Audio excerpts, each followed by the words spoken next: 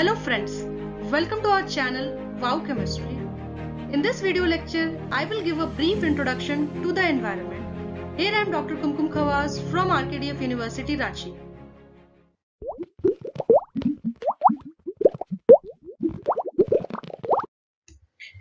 Starting from the definition of environment, environment has been derived from a French word environ.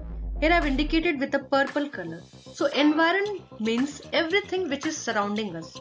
So environment can be defined as sum of all the factors, elements and conditions of the surrounding which has an impact on the existence and growth of a living organism or a group of living organisms.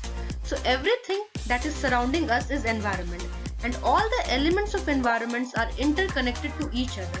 So if there is disturbance in any one of the factors, the other factor will also get affected. So the studies of environment is known as environmental studies, and hence why it is important to study environmental studies. So to check the environment pollution, whether it is soil pollution, land pollution, air pollution or noise pollution which is affecting the environment, to maintain the ecological balance, that means whatever life forms that is existing on the earth's surface must have a balance, must be ecologically balanced. Then the next thing is the sustainable development. That means that whatever resources that we are enjoying at this present moment of time must also be availed by our future generation.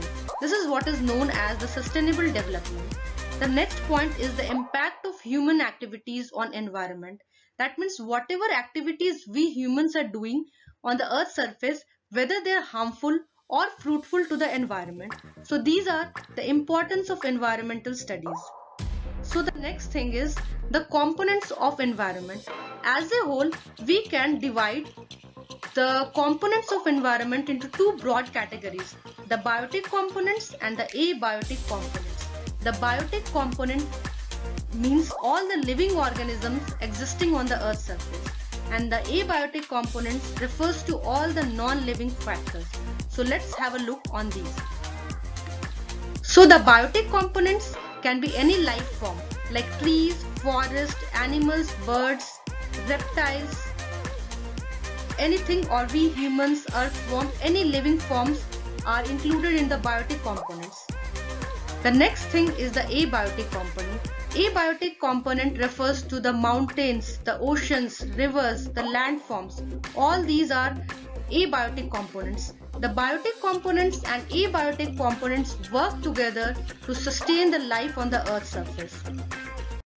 The composition of the earth refers to the physical elements of the earth, which is represented by four spheres: the atmosphere, the hydrosphere, the lithosphere and biosphere.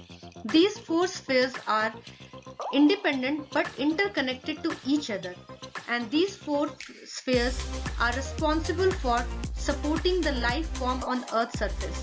These are interconnected means that if there is any changes in atmosphere, that will reflect in hydrosphere and vice versa. Similarly, if there is any change in the lithosphere, that will be reflected in atmosphere or hydrosphere and vice versa.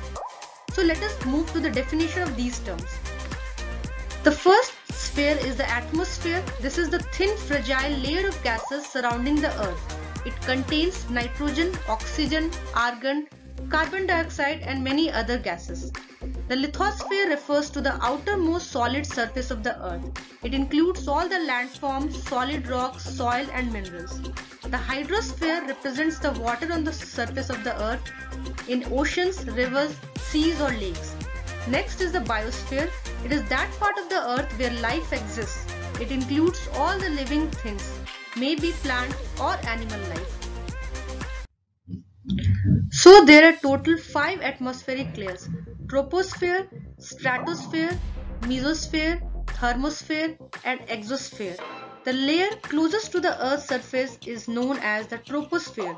This is the layer where we live. It contains most of the clouds, rain and snow. The next layer is the stratosphere, the second layer. It is just above the troposphere and it is abundant in ozone. This layer protects us from the harmful radiation of Earth's surface. It is the layer where jet crafts fly. The next layer is the mesosphere. this is the third layer, and the coldest part of the Earth's surface is called as the mesopause, which is a part of mesosphere. The fourth layer is the thermosphere. The air density is very low and it is thought of as outer space.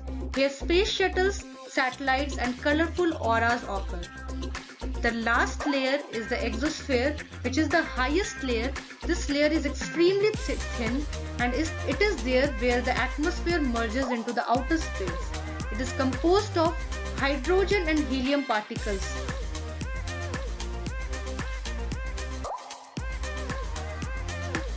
Thank you for watching this video. Please like and share this video and subscribe to the channel Wow Chemistry. Have a good day.